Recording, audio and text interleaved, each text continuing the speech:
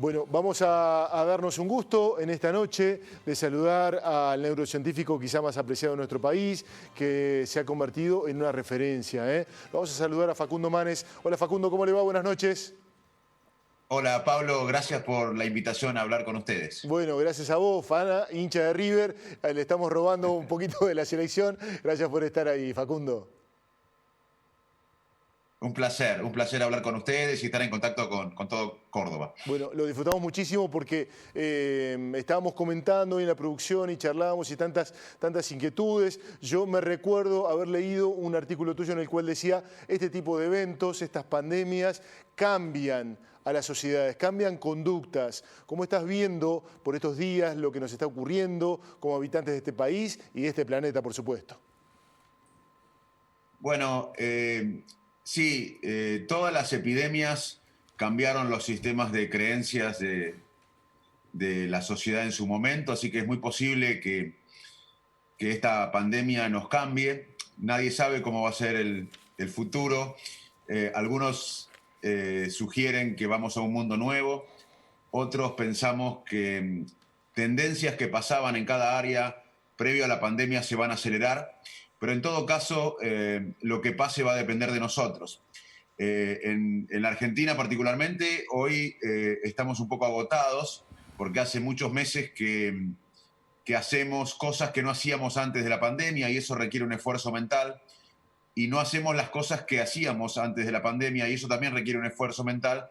Y en un estudio que hicimos en la Fundación INECO encontramos que el agotamiento mental, síntomas de ansiedad y angustia son prevalentes, sobre todo en 4 grupos que son más vulnerables, que son los jóvenes la están pasando mal, las mujeres por el trabajo inequitativo doméstico, la violencia doméstica, los mayores.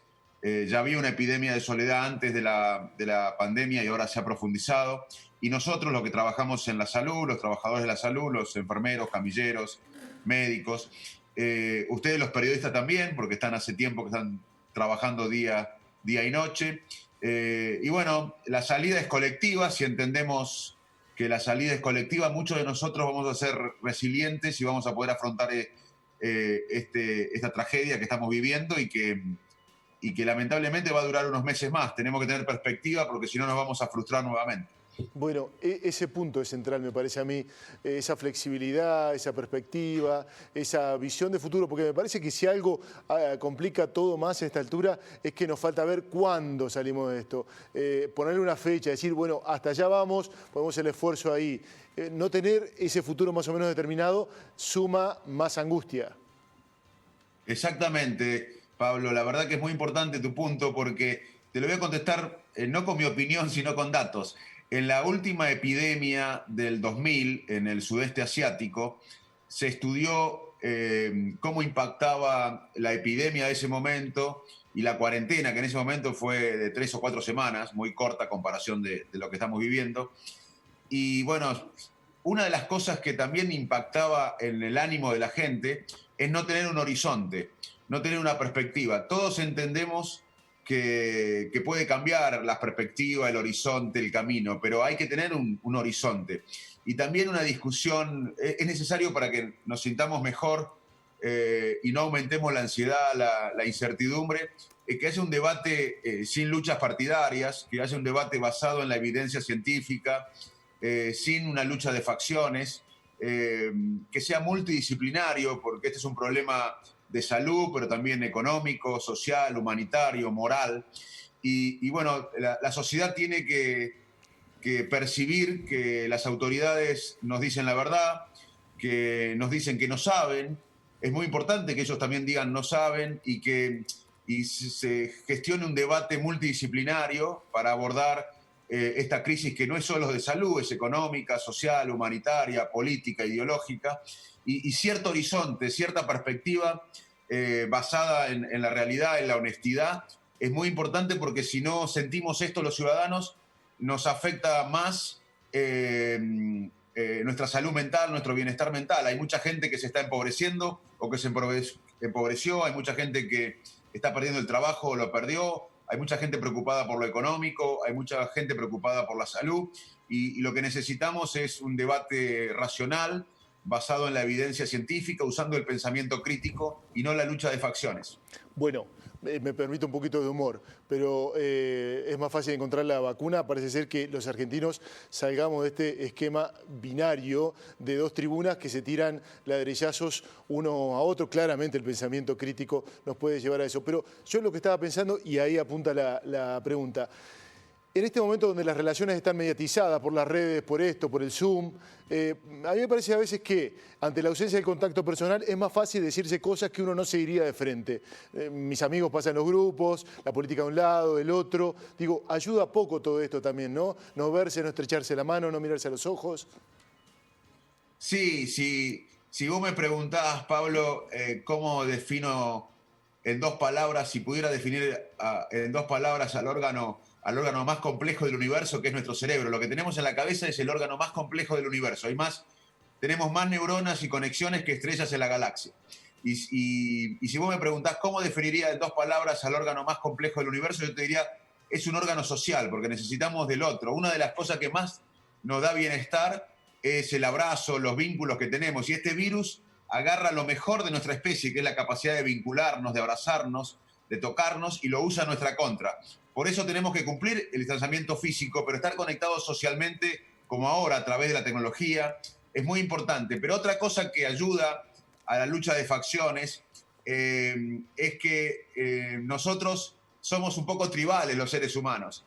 Y vamos por la vida con nuestros anteojos, con nuestras creencias, esquemas mentales, tomando todo lo que coincide con lo que pensamos previamente, con los prejuicios nuestros, y descartando todo lo que no coincide, más allá de la evidencia o la verdad.